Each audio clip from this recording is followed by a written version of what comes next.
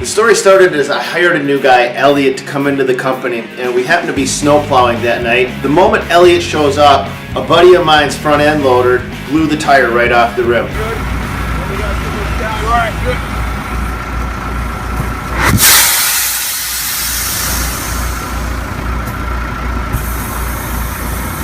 We worked hard at trying to pop it back on the bead, but we didn't have any luck. Before we were even done with that, one of my loaders blew a rear transmission hose, which should have never happened. In fact, the mechanic said he's never seen that hose blow before in its life, so lucky me, of course. But then, the fun doesn't end there. One of my other front end loaders blew one of the lift arm cylinder hoses. And so Elliot's kind of walking around with me. He's looking at all the equipment breaking down, all of the things happening around me, and he looks at me and he says, "Is this normal?" And that's when I realized that a lot of you guys don't get to see what happens behind the scenes.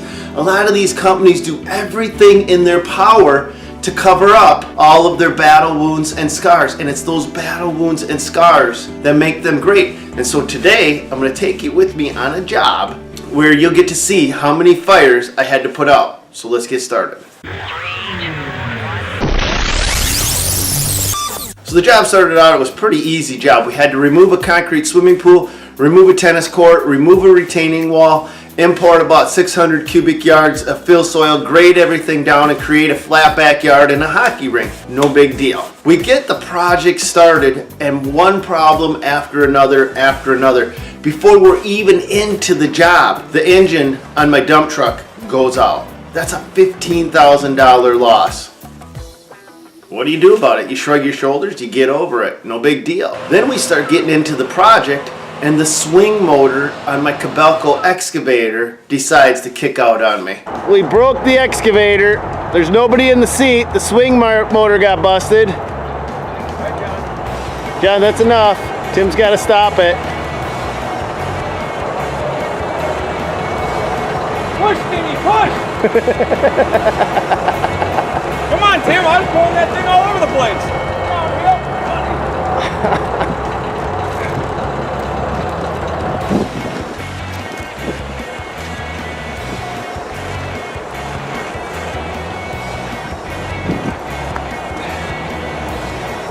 Swing motor went out when we were doing a demolition job, and if the swing motor was in, you'd never be able to do that with a machine, which makes it super dangerous and something we got to go get fixed.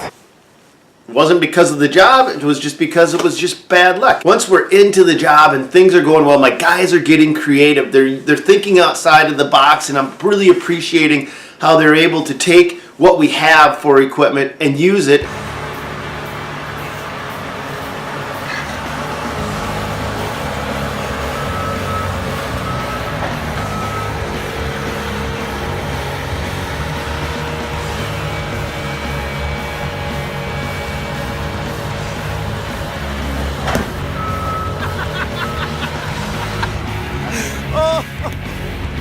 Bowling with boulders.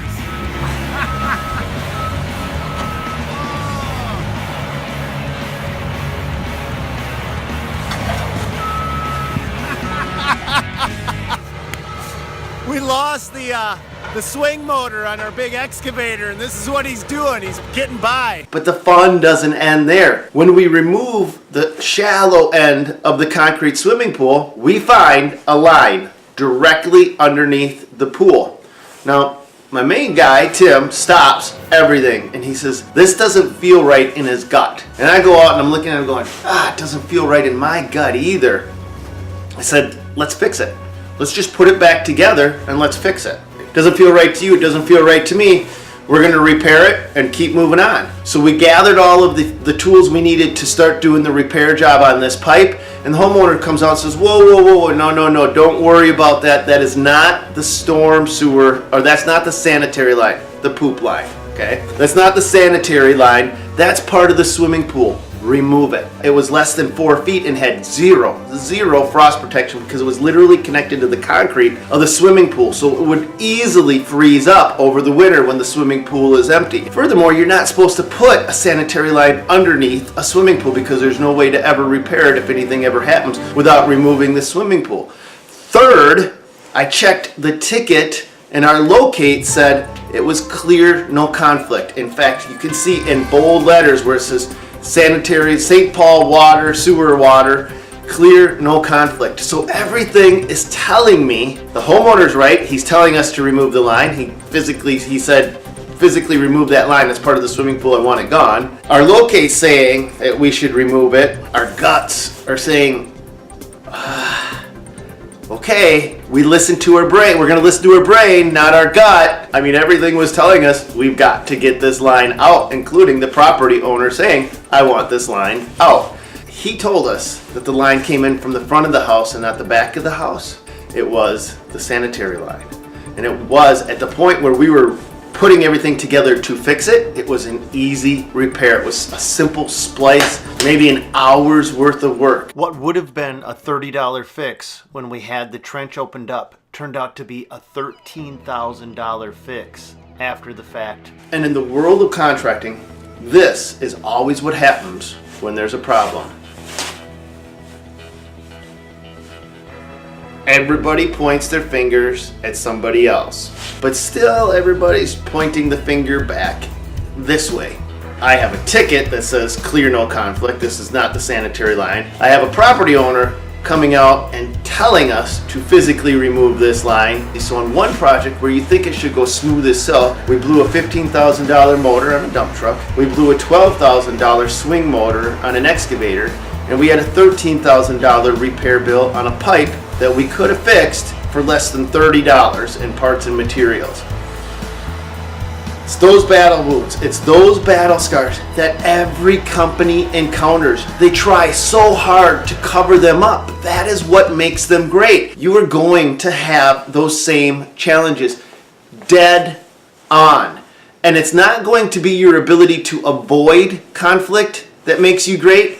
It's going to be your ability to take it smack in the face and overcome all of the issues that are inevitably going to occur to you in your business. It is those fires that you put out that will make you great, not your ability to tuck and run and hide. So don't back down when a challenge comes up. Hit it dead on, give it everything you got, and understand it's the conflict that makes you great, not your ability to run from it. The point of this video is that every business faces challenges, but most of them try to hide it. They want to seem perfect, and that is abnormal. If you find that you're running a business and your back is against the wall, it's perfectly fine. All businesses have problems that they've got to overcome. But I want to hear from you about your conflicts, your issues. What challenges have you faced and how have you overcome them?